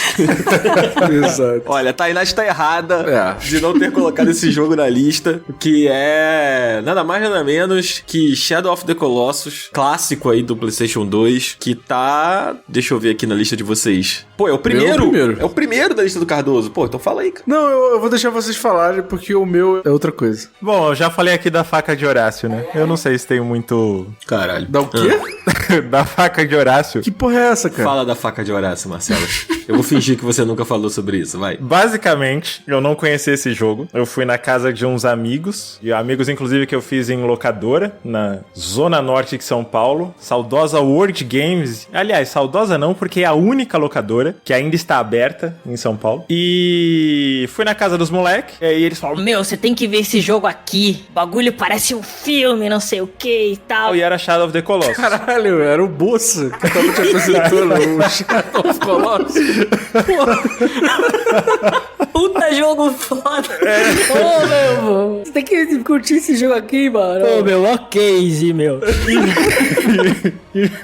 Enfim, eu vou confessar pra vocês, e eu acho que tem muito a ver, isso inclusive é um ponto forte de Shadow of the Colossus. Eu vou confessar pra vocês que a primeira vez que eu vi o jogo, eu falei, tá, e aí? Mapa vazio, não tem nada. E aí o cara falou, não, mas se liga nisso daqui. Ele tava em cima do cavalo, e aí tem o lance da espada ser meio que a sua bússola pra achar os colossos, né? Tem um feixe de luz que aponta pra onde você tem que ir. E o meu amigo tava muito contrariado, porque eu não estava impressionado. E aí eu falei, tá, mas o que é isso? E aí ele inventou, sei lá que raio que ele falou, não, meu, você não tá entendendo. Esta é a faca de Horácio. E eu pensei, tá, segue a vida aí, joga seu jogo. Depois, quando eu fui jogar direito, eu fiquei apaixonado pelo jogo, eu falei, cara, que porra de faca de Horácio, de onde ele tirou isso? Não tem nada sequer parecido em nada do texto do jogo. E isso virou um grande mistério da minha vida. A gente não tem mais contato e eu não tenho como perguntar... A gente não brigou nem nada, só não tenho ele adicionado em nada, eu não tenho como perguntar que raios que era a faca de Horácio. Mas tá aí, Shadow of the Colossus é o segundo lugar de 2005, porque ele tinha a faca de Horácio. É porque o Hermes e Renato acabou e ele desapareceu. É exatamente isso. Mas a faca de Horácio te impactou, Dan? Fala aí, Dan. Cara,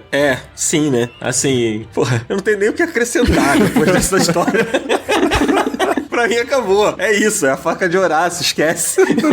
Mas, cara, eu lembro quando eu joguei esse jogo, assim, cara, eu não sei, ele é um jogo que me fez refletir muitas coisas conforme eu voltava nele, sabe? A minha primeira experiência foi jogando na casa de um amigo, parecido com o Marcelos. Eu não tinha o videogame ainda. Fiquei muito impressionado com a ideia daquele mundo aberto. E eu achava o visual dos Colossos, a vibe do jogo, a trilha sonora, eu achava tudo muito épico, assim, sabe? Muito estileira. E aquela coisa de você botar a espada pro alto e a luz indicar o caminho. Tipo, tudo isso eu achava muito maneiro, sabe? E aí quando eu joguei da primeira vez, assim, do início ao fim, eu lembro que eu não entendi. Eu fiquei tipo assim, legal, tá, mato os colossos, vou até o fim, salvei a menina, não salvei a menina, o que eu vou fazer? Enfim, e conforme eu voltava no jogo, porque eu achava ele legal, porque eu gostava da trilha sonora, eu fui começando a entender o que o jogo queria me dizer, sabe? E aí eu lembro que em alguma das minhas gameplays terminando o jogo, caiu a ficha de que o jogo falava sobre, talvez ali quando eu estivesse dominando mais o inglês e tal, ou ficando mais velho, eu comecei a perceber o quanto o jogo falava sobre você tomando as escolhas erradas, né? Ele é um jogo que fala sobre um personagem que não se importa com aquele mundo ali, um personagem que tá destruindo as belezas daquele mundo em prol de agradar apenas as suas próprias vontades, né? Os colossos, eles são literalmente criaturas que não estão fazendo nada. E você tá ali matando eles e foda-se, sabe? Só porque uma sombra falou pra você que tu tinha que fazer isso, sabe? E aí eu acho que, tipo, com o tempo, eu tratei esse jogo na minha memória, assim, né? Como, tipo, cara, um jogo que me fez questionar as minhas decisões como jogador ali. Meio que você não tem muita opção, né? Você tem que fazer aquele caminho, mas acaba sendo meio que uma história meio controversa, né? Tipo, ele meio que desafia o seu entendimento do que você tá fazendo ali de forma muito inteligente, eu acho. E eu não entendi das primeiras vezes que eu joguei, só fui entender mais velho, rejogando e tal. E isso ficou muito na minha cabeça, eu acho. Eu não consigo citar muitos jogos que fazem isso, sabe? Tipo, você tá no papel da pessoa errada, sabe? Eu acho que depois do Shadow, principalmente o jogo independente ficou um pouco mais comum, mas eu acho que o Shadow of the Colossus foi o primeiro jogo de grande orçamento, grande divulgação, mainstream, assim, que ele era esquisito, ele não era convencional, esse lance que eu falei dele ser meio que só um boss rush, só entre muitas aspas. A estrutura dele não parece videogame, qualquer outro estúdio teria enchido o mapa de inimigo, de colecionável, do que quer que seja. Eu acho que essa estranheza te acompanha depois que você termina, principalmente se você não sabe inglês. Você não sabe muito bem o que você jogou, você sabe que era muito incrível, que era muito épico, que era lindo, nossa, as animações dele tropeçando, se esforçando, é tão humano o esforço que ele faz, né? Mas você termina com essa sensação de que foi isso?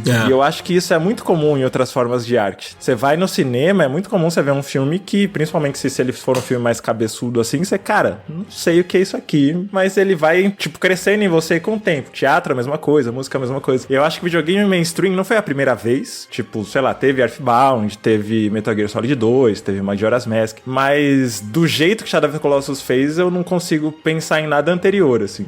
E aí você começa a pensar em luto, né? Ele parece muito baseado no mito do Orfeu e da Eurídice, né? Que o Orfeu desce até o Hades pra tentar reviver a amada dele e termina na bosta, porque ele faz bosta. E aí eu acho que ele começa a trazer várias questões que você fala, caralho, videogames, né? Que coisa. Eu acho acho legal esse comentário que você fez sobre paralelo com outras formas de arte, assim, né? Porque eu ouço muito isso das pessoas, né? Que é tipo assim, tem certos filmes que quanto mais você assiste, mais você pega coisas naquele filme que você não pegou na primeira vez que você viu, né? E que é aquele tipo de filme que é pra rever. E às vezes tem um álbum de uma banda que tem essa mesma coisa, né? Tipo, escuta o Dark Side of the Moon várias vezes, que cada vez que você escutar, você vai pegar uma coisa diferente, você vai pegar um não sei o que lá. Tem um pouco isso, assim. E eu acho que o Shadow of the Colossus, ele é um exemplo de videogame que é assim. E comigo foi assim. Conforme eu voltei nele pra jogar, eu fui entendendo certas coisas. E hoje eu acho até que esse mundo vazio e tudo mais, eu não sei se, tipo, havia uma questão de limitação técnica ali, mas não me interessa se era isso ou não. No fim, eu acho que as caminhadas que você faz entre os chefes, elas servem exatamente pra fazer com que você pense sobre tudo que você tá fazendo, sabe? Tá falando de Death Stranding, Dan? Oi? Podia estar falando de Death Stranding. Essa sua frase toda aí podia ser uma frase sobre Death Stranding.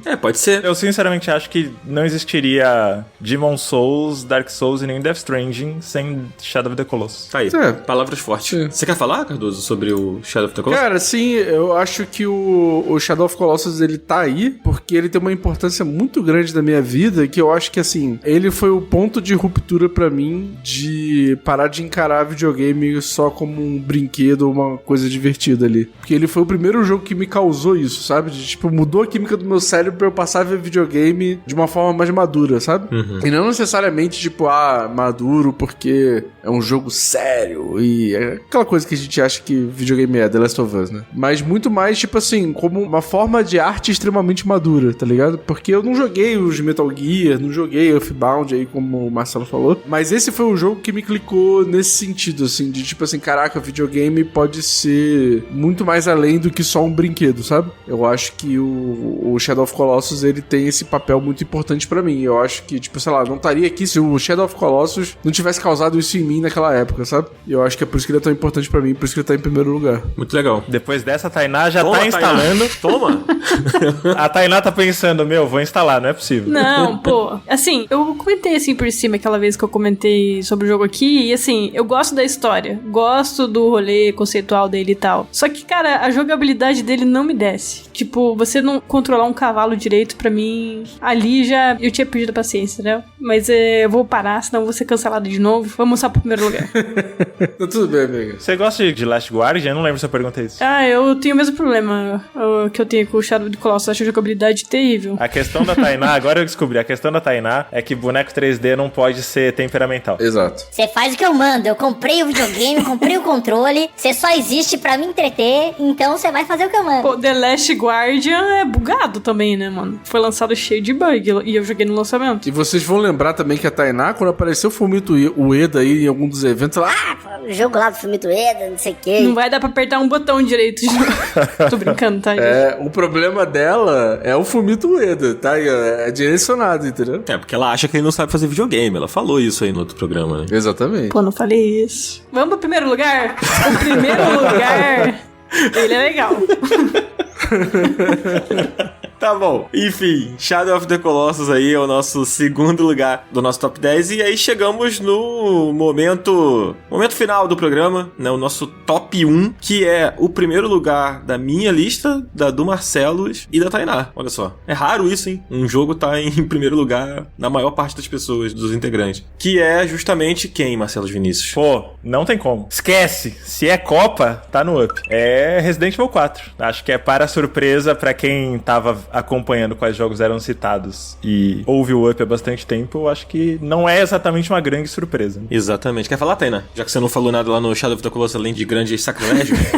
Então, Resident Evil 4, eu diria que ele é meu survival horror favorito. Não é meu Resident Evil favorito, mas tá lá junto com o 2, lado a lado. E, pô, é um jogo assim que ele marcou não só a franquia Resident Evil, mas o gênero como um todo. Tem elementos ali que a gente vê como inspirações até hoje em outros jogos. É um jogo assim que ele também ele leva as coisas cafonas é outro nível, assim. A franquia Resident Evil ela já é meio cafona no geral. E no Resident Evil 4 ela chega assim no seu nível prime dessa cafonice, que pra mim é maravilhoso. Eu acho que é Resident Evil mais puro possível ali. É aquele tipo de jogo que volta e meia eu volto e jogo ele de novo do início ao fim, assim. Cada vez que você joga, você não sente que você jogou o suficiente, tanto que agora eu tô jogando o original e o remake, então é um jogo que é meio que aquele comfort food, assim, eu diria. E ele tem essa importância, né, tanto pro gênero e histórico da época, mas pra mim tá em primeiro lugar justamente por ser esse comfort food, assim, muito emocional, né. Inclusive, 2005, no geral, quando eu tava montando a lista, não tem tantos jogos assim que eu gostei, mas os que eu gostei são muito pro lado emocional, assim, muito pro lado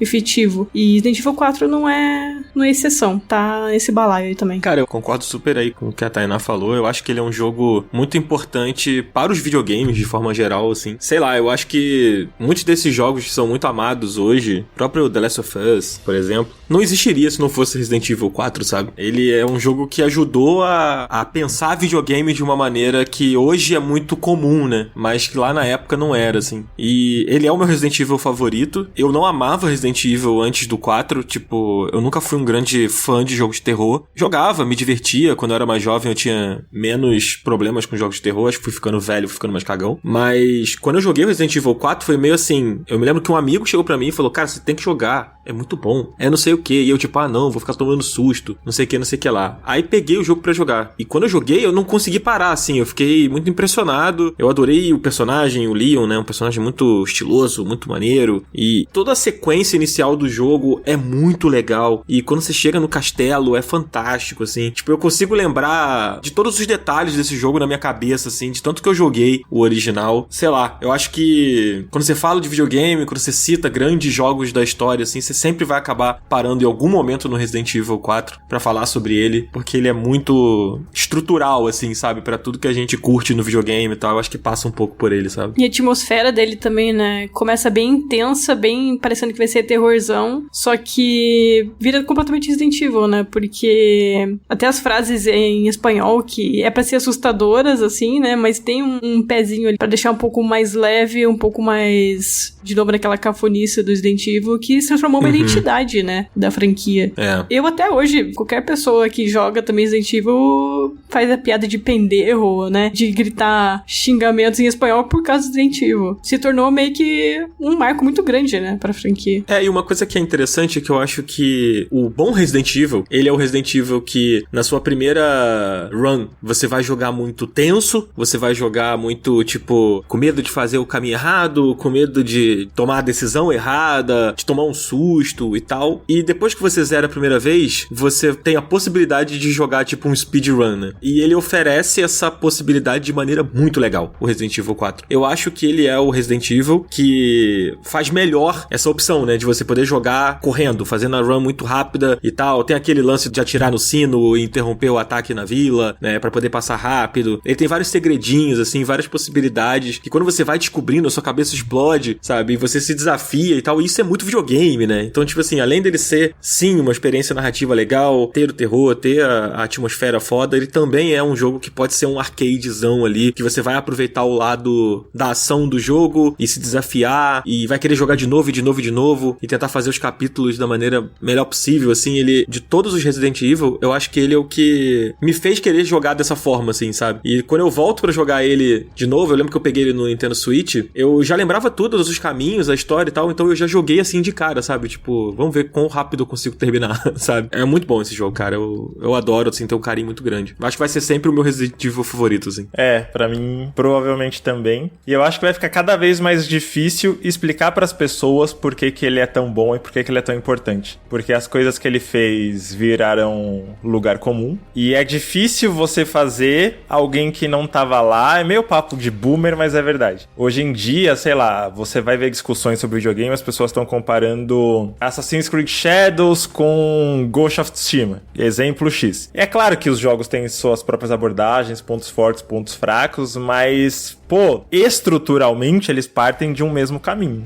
E nessa época, 2005, ainda tudo era muita experimentação. A geração do Play 2, GameCube e Xbox estava tentando entender como estabelecer certas fórmulas com a tecnologia que elas tinham. A comparação, por exemplo, do Snake Eater com o primeiro Metal Gear Solid, que a visão era só de cima. E o Resident Evil 4, ele resolve problemas que hoje em dia nem faz sentido. Tipo, como que você vai transportar a tensão e a movimentação de um jogo que tem câmera fixa, que é pré-renderizado pro 3D, sem matar a experiência? Não é, se o efeito de água é mais bonito ou não. É tipo, cara, vamos mudar a câmera, a gente vai mudar toda a estrutura do jogo. Como que isso continua aparecendo Resident Evil? E como que a gente consegue convencer de que essa mudança faz sentido? E na tentativa de achar essa solução, o Mikami revolucionou um gênero inteiro, que até hoje, 20 anos depois, é a base de como você faz um jogo em terceira pessoa que tem armas de fogo, assim. Então, tudo isso pra dizer que, sei lá, minha sobrinha tá com 10 anos, quando ela estiver mais interessada nesses debates, sei lá, com 15, com 20, eu vou ter dificuldade, porque ela já cresceu com isso estabelecido, sabe? É muito maluco isso, mas era o ápice do que o videogame podia oferecer nessa época. Ô Marcelo, você não precisa nem tão longe da sua sobrinha e tal. Eu mesmo não curti muito o jogo. Assim, eu joguei o remake, né? Mas assim, não joguei ele na época e, tipo, realmente, tipo assim, como já tá tudo estabelecido, jogar ele hoje, pra mim, é tipo, tá, ok. Tipo, só é mais um jogo de ação, como todos os outros que eu já joguei antes. Mas, com certeza, pra quem jogou na época, quando isso não existia, deve ter sido incrível. Além da questão das mecânicas da jogabilidade, ainda não tinha saído nenhum dos consoles seguintes, né? Play 3, Xbox 360, o Xbox 360 acho que é no final desse mesmo ano. E, visualmente falando, principalmente na versão de GameCube, era inacreditável. Tipo, a luz do trovão entrando pela janela, a cortina balançando, a poeira subindo, assim. Hoje em dia, ainda mais com o remake pra você comparar, você fala, tá, normal, mas,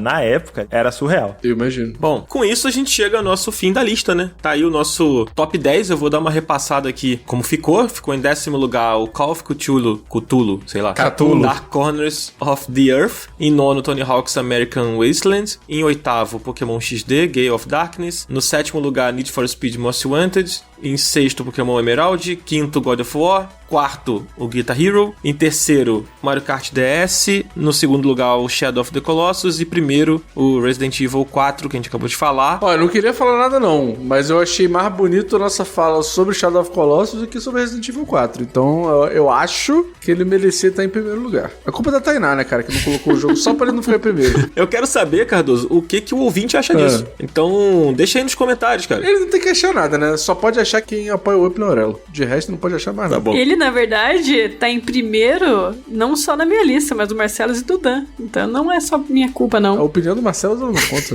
O Cardoso tá tentando manipular o algoritmo, como ele sempre faz, ele sempre falha. É meio que o Dick vigarista das listas do outro. Não vou nem falar quem foi que ficou aí, ó, debatendo durante horas antes do programa começar sobre certos jogos. Ah, mas eu tenho Libertadores, eu tenho Mundial. O 2007 eu já ganhei. Eu acho que esse comentário do Marcelo é de quem guardou rancor. É, exatamente. Eu acho, exatamente. Sendo que quem começou tudo não fui nem eu, né? Vou nem falar quem foi. A pessoa que estourou a bomba aí da Terceira Guerra Mundial do Up não fui eu, não.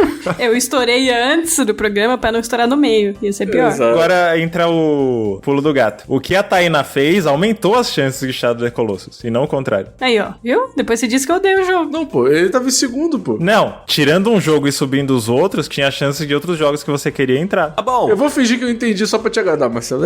Caraca, verdade, Marcelo. Caraca, A Tainá entendeu, isso você é que é importa. muito especial, Marcelo. Caraca, o jogo que você colocou mudou tudo. Tá bom, gente. Vamos falar nossas listas pessoais aqui pra poder encerrar o programa? Bora, Tainá começa. Beleza, vamos lá. Então, como eu falei brevemente, 2005 eu percebi que pra mim não foi um ano assim tão bom de jogos, no geral. E aí, por isso, minha lista ficou com só 6 jogos ao todo. E então eu vou aí começar do 6º lugar, que é o Conker Live and Reloaded, que é o remake do Conker do Nintendo 64. Eu coloquei ele aqui mais porque eu sou muito apaixonada pelo Conker, e esse é um remake, ele é ok, ele dá uma repaginada visual que eu acho acho que tira um pouco do charme do original, mas ele tem um multiplayer novo que é muito divertido. Ele é meio que um shooter em terceira pessoa, só que com a roupagem do mundo do Conker. E daí, por isso, eu acabei colocando ele na minha lista aqui, mas o original ainda é 1000 vezes melhor. Indo pro quinto colocado, o Need for Speed Most Wanted, que a gente comentou aqui. Quarto lugar, o Call of Cthulhu Dark Corners of the Earth, que eu defendi ele em 10º colocado da nossa lista geral. Em terceiro, o Mario Kart DS. Em segundo, o Pokémon XD Gale of Darkness. E em primeiro, não tinha como ser outro jogo, Resident Evil 4.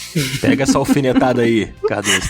Vai lá, Marcelo. Bom, em 10º, em consideração ao meu amigo Cardoso, eu coloquei Need for Speed. Tá, entendi. Tá bom. Em 9º, a gente tem Os Tatakai Oendan, que pra quem não sabe é a série que originou depois o Elite Beat Agents. Apesar do melhor jogo ser o Oendan 2, eu acho que o primeiro merece muito crédito porque ele foi quem trouxe a ideia, né? Em 8º lugar, um jogo que eu adoro, mas que quase ninguém lembra que existe, que é Killer 7. Um dos jogos de estreia do Suda. Talvez o jogo mais Suda pra mim que existe, porque ele não tem nenhuma pretensão de fazer nada além de ser esquisito. Mas aí essa data foi do lançamento do Japão ou lançamento americano? O lançamento mundial. É uma obra que impactou o globo inteiro. Entendi. Donkey Kong Jungle Beach, pra mim era o melhor jogo protagonizado pelo Donkey Kong até talvez o Bonanza no mês que vem. Mas inclusive o Donkey Kong Jungle Beach foi o último jogo do Donkey Kong desenvolvido no Japão, como first party, assim. Depois foi só terceirizado pra fora. Joguem, comprem um Bongo, é incrível. E o resto são jogos que a gente citou aqui. Em 6º lugar, God of War. Em 5º, Mario Kart DS. Em 4º, Pokémon Emerald. Em 3º, Guitar Hero. Em 2º, Shadow of the Colossus. E em 1º, o jogo que superou Shadow of the Colossus, que é Resident Evil 4. Boa. Fantástico. E você, Dan? Cara, no meu 10º lugar ficou Kingdom Hearts 2, que eu achei que fosse estar na lista de mais alguém, mas não tá. Tô sozinho nessa. Esse é o meu Kingdom Hearts favorito. Eu acho que ele tem momentos, assim, muito, muito legais e momentos muito históricos, tipo a luta contra o Sephiroth lá, que é muito maneira. Spoiler. E esse jogo tem uma estrutura de jogo muito divertida, o combate é muito legal. Recomendo muito esse Kingdom Hearts. Se você ignorar o lance de, eu quero entender toda a história. Não, você não vai entender, entendeu? Você joga só pelo jogo mesmo, que é legal. Boa. Em 9º ficou o God of War, que a gente falou aí na lista. Em 8º lugar, o Castlevania Dawn of Sorrow, que é muito bom. Esse jogo é muito legal, recomendo bastante. Apesar de ser bem difícil de você conseguir o original, né? Dá pra você usar aí caminhos soturnos. Em 7º lugar, o Devil May Cry 3, que eu acho melhor do que God of War, por isso ele tá na frente. Em 6º lugar, um injustiçado aqui pela equipe toda, que debochou de mim quando viu a minha lista. A Tainá ficou debochando de mim, entendeu? Mandando áudios rindo de mim quando eu comentei, que é o Nintendogs, aqui em 6º lugar. Não, é inacreditável isso aí. Daniel, vai rápido aí pra gente terminar, porque, pelo amor de Deus, cara, cada jogo que eu vou te Jogo contar. revolucionário, tá? Maravilhoso. Nintendogs ganhou nota perfeita da Famitsu. Exatamente, um dos poucos títulos aí a pegar o 40 na Famitsu. Mas tá aí, quem teve Tamagotchi e não gostou de Nintendogs, tá errado. Em 5º lugar, o Star Wars Battlefront 2, né, que é o clássico Battlefront, que é muito legal esse jogo. O 4º lugar foi o Pokémon Emerald, 3º Shadow of the Colossus, 2º Mario Kart DS, 1º Resident Evil 4. Boa. E aí, Cardoso, qual é a sua lista? A lista do Cardoso tem umas pérolas maravilhosas aqui, cara. Tem. O 10º lugar é o jogo The Punisher, que é o jogo aí do anti-herói violento, esquisito. Eu lembro que eu gostava desse jogo porque ele tinha várias formas de você... Pensando bem, não é legal isso, assim. Mas tinha várias mecânicas de você torturar pessoas pra você conseguir a informação que você precisava. Cara, só a introdução já me quebrou, que foi muito sensacional. Tá, e o jogo do anti-herói violento. Exato. Em 9º lugar tem o jogo do Incrível Hulk. Cara, esse jogo é muito ruim, vai tomar no cu, cara. Como Pô, que é esse muito jogo tá na sua foda, lista, pô. cara? Não. É muito foda. Pô, primeiro que o Incrível Hulk ele teve poucas oportunidades de ter um jogo dele. Ele é injustiçado, tá ligado? Tem tanto herói merda que tem jogo e o Incrível Hulk não tem. E é um jogo só de destruir bagulho, pô. Tipo assim, se você é o Hulk, o que você precisa ter? Uma bermuda completamente elástica que consegue ir de uma perna fina até uma perna extremamente grossa e não rasga pra não aparecer coisas que não deveriam aparecer. E você tem que destruir coisas. E nesse jogo você faz exatamente isso. Você vira o Hulk e você destrói coisas. Então, assim, tá tudo certo. Cardoso, eu posso contar uma história muito breve sobre esse jogo do Hulk? Tem que ser muito breve mesmo. Eu juro que é breve. Eu tenho um amigo que você conhece, que é o Gabriel. Um beijo pro Gabriel. Sim, beijo. Eu lembro que eu tava na escola ainda, o Gabriel também. E aí a gente tinha o Play 2 desbloqueado, né, e tal. E aí a gente foi lá na barraquinha, no saudoso bairro de Campo Grande, e compramos o jogo do Incrível Hulk juntos. Assim, a gente foi lá, comprou, falou, pô, vamos jogar. Aí a gente foi e jogou, dividindo o controle, assim, né? Tipo, passando o controle. Cara, a gente zerou o jogo em, sei lá, umas 2 horas, assim. E a gente achou o jogo uma merda. Aí eu falei, cara, bora voltar lá na barraquinha E trocar. E ver se o cara troca. Aí a gente voltou e falou, Porra, o jogo não tá pegando, não. aí o cara... Porra, mas só tenho esse. Aí a gente, Troca por outro, então. aí ele trocou por outro, e a gente pegou outro jogo. E é isso. Entendi. Você pegou um trabalhador, fez ele trocar a matéria-prima dele só pra te agradar. Como eu disse, eu não tenho orgulho da pessoa que eu era no ensino médio. Tá bom, deixa eu continuar aqui, pelo amor de Deus, precisa terminar. Em oitavo lugar tem o Midnight Club 3. Porra, sinto muita saudade da Rockstar fazendo um jogo de corrida. Midnight Club era muito foda. Esse foi o último que rolou e eu acho esse jogo incrível. Adoro a trilha sonora, adoro as corridas, acho tudo muito bom nesse jogo. Em sétimo lugar tem o injustiçado FIFA Street, que eu não entendi por que não tá na lista de vocês, porque FIFA Street é um jogaço de futebol, um jogo que você faz altas piruetas com a bola e você joga com um time de 3 jogadores ali, um goleiro. Pô, jogo bom demais, bom demais. Meu grande amigo Cardoso, Ah. eu tava scrollando as redes enquanto você falava e agora há pouco eu passei por uma análise de Rematch que tem a seguinte aspa: é o melhor jogo de futebol casual desde FIFA Street. As referências de Marcelos Vinícius é brincadeira. Pois é, vamos lá. Em sexto lugar tem Prince of Persia True Thrones, que é a continuação da história aí do Sands of Time. Se eu não me engano é o terceiro jogo, porque eu sempre confundo. Enfim, jogo maneiríssimo, tem batalha com bigas, que é sempre muito legal. Eu gosto muito dessa trilogia, assim, eu acho ela uma trilogia muito interessante. Gosta, né? Gosto. Cardoso se explicando, tá ligado? eu gosto. Esse jogo é legal, gente. É maneiro. Não, é maneiro, eu gosto, é legal, é divertido. Pô, bacana. Em quinto lugar tem Need for Speed Most Wanted, que a gente já falou. Em quarto lugar tem o God of War. Em terceiro lugar tem o Tony Hawk American Wasteland. Em segundo lugar, Guitar Hero. E em primeiro lugar, o verdadeiro GOT de 2005, Shadow of Colossus. Agora o algoritmo falhou, né? Agora a lista não ficou definitiva. É verdade. Tá, então, gente, esse foi o nosso programa dos melhores jogos de 2005. Eu quero saber de você que tá ouvindo aí, quais são os seus jogos prediletos dessa época. Se você tem jogos que você acha que deveriam estar nessa lista. Sentiu falta de Mortal Kombat Shaolin Monks? Sentiu falta de, não sei, do Jungle Beat, que o Marcelo disse que é o melhor jogo do Donkey Kong já feito? Pô, alguém no grupo secreto vai sentir falta, não é possível. Já falei, não gostou, apoia o Up pra poder reclamar. Se não apoia, não pode reclamar e eu vou apagar o seu comentário. Então tá bom. Então é isso, gente. Semana que vem a gente tá de volta. Valeu, Tainá, Marcelo, Cardoso, Zabuzeta, todos que estão ouvindo. Tchau. Valeu, galera. Valeu, gente. Forte abraço, gente. Feliz aniversário, Messi. Ah, não. Zabuzeta, por favor, corta isso aí. Feliz aniversário, Messi. Pelo amor de Deus.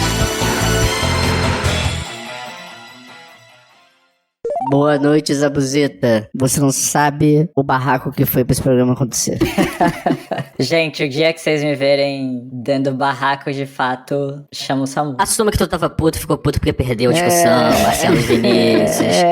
Assume. Pelo menos a discussão rolou antes. A vida não é uma pista de dança, Marcelo Vinícius. Um dia pergunta pro Tuba como era eu brigando na internet. Com certeza eu vou perguntar pro Tuba, cara. Pode deixar. Eu achei que ele fosse falar, tipo assim... Como era eu brigando nas ruas. Ele não... Como era eu brigando na internet.